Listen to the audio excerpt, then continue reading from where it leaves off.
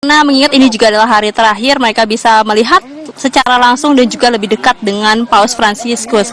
Tidak berbeda jauh seperti dengan di tempat-tempat lainnya, seperti misalnya tadi di Kedubes Vatikan, di Bandara Soekarno-Hatta, sekalipun ini adalah VIP, juga ada beberapa warga yang datang jauh-jauh ke tempat ini untuk bisa melihat.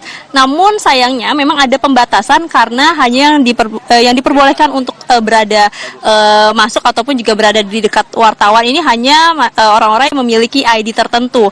Maka dari itu kalau misalnya saya bisa gambarkan, ceritakan di balik pagar ini sebenarnya ada beberapa masyarakat yang sudah datang dari pagi untuk bisa menunggu dan juga menanti Paus Fransiskus dan juga rombongan pendampingnya lewat di depan mereka. Setidaknya mereka bisa menyapa, meneriakkan yel-yel ataupun juga menyanyikan lagu-lagu yang akan mengantar perjalanan Paus Fransiskus menuju negara berikutnya. Nah, kalau misalnya di Bandara Soekarno-Hatta sendiri di area VIP, betul memang nanti akan ada beberapa orang yang akan melakukan pendampingan ataupun juga yang akan melepas perjalanan Paus Fransiskus dan juga rombongan pendampingnya menuju Papua Nugini.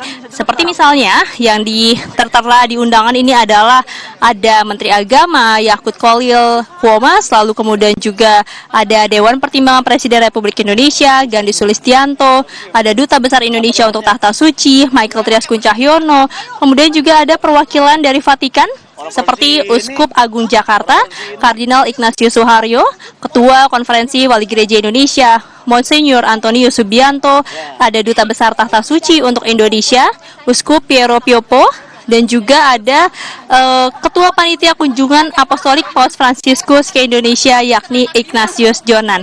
Ada beberapa pihak yang sudah berada di dalam ruang VIP, Adisti dan juga saudara, namun memang kami tidak bisa masuk ke dalam, tapi kami sudah melihat ada beberapa kendaraan yang nampaknya ini adalah berplat khusus, yakni dari orang-orang yang sudah tadi kami sebutkan untuk standby atau menanti kedatangan Paus Fransiskus dan juga rombongannya ke Bandara Soekarno-Hatta. Tadi kalau misalnya kita melihat dari agenda, betul memang pada pukul 9.25 ini sebenarnya diperkirakan atau menjadi jadwal Paus Fransiskus sudah tiba di Bandara Soekarno-Hatta.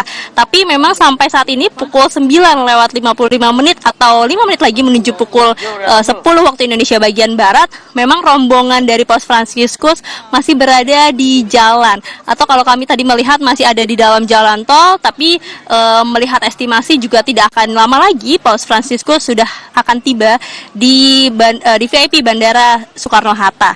Nah, terkait dengan persiapan, tadi kami juga melihat sebenarnya ada beberapa rombongan yang sudah masuk ataupun juga tiba lebih dulu di VIP Bandara Soekarno-Hatta, seperti misalnya rombongan dari dari rombongan wartawan yang memang dibawa dan mengikuti Paus Fransiskus dalam perjalanan apostoliknya yang ke-45, lalu kemudian juga ada dari komite yang juga sudah datang beserta barang-barang bawaan yang nantinya ini akan dibawa. Memang sudah ada pemasukan bagasi, pengecekan yang dilakukan sejak pagi tadi untuk kemudian nanti semuanya sudah siap, hanya tinggal menanti kedatangan Paus Fransiskus untuk bisa disambut dan juga diantarkan untuk melakukan perjalanan berikutnya.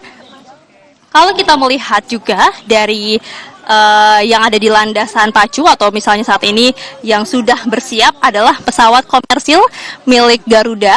Ini juga menjadi permintaan dari Paus Fransiskus, di mana dalam perjalanan apostoliknya memang sengaja meminta pesawat komersil. Jadi bukan pesawat pribadi ataupun juga pesawat yang memiliki fasilitas yang lebih maksud kami memiliki fasilitas yang seperti first class ataupun juga yang private, yang ini yang tidak diminta oleh Paus Fransiskus, karena sebelumnya ada pesawat jenis lain yang memiliki fasilitas first class dan juga memiliki fasilitas yang lainnya, namun ini ditolak sehingga yang disepakati adalah pesawat jenis Airbus A330-900 Neo.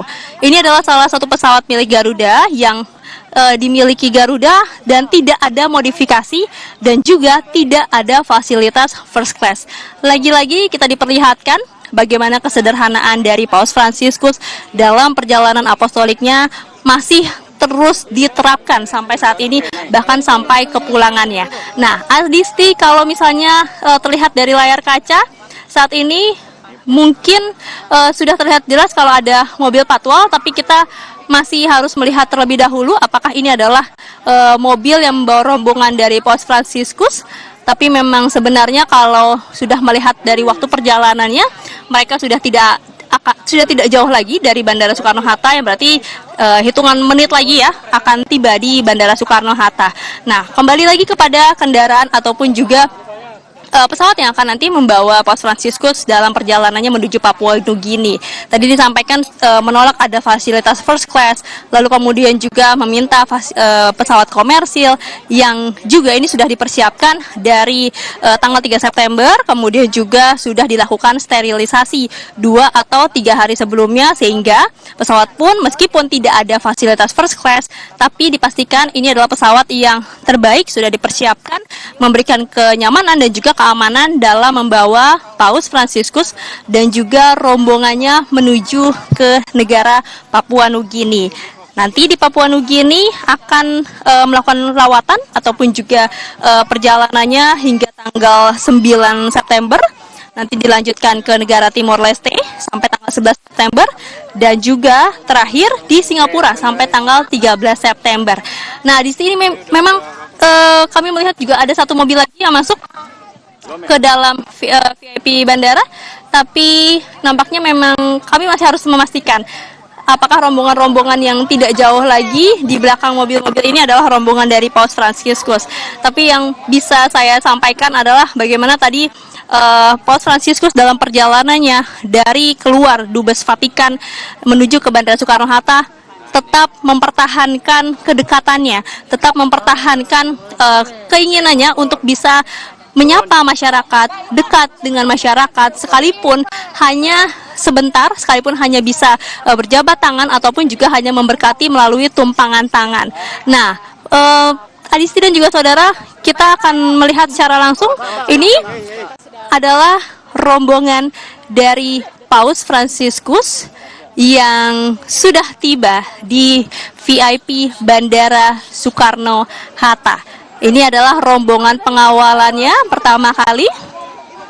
Memang tetap ada pengamanan, tetap ada protokoler untuk tetap memastikan bahwa kepala negara Vatikan ini atau kepala negara Tahta Suci ini tetap berada dalam situasi yang aman.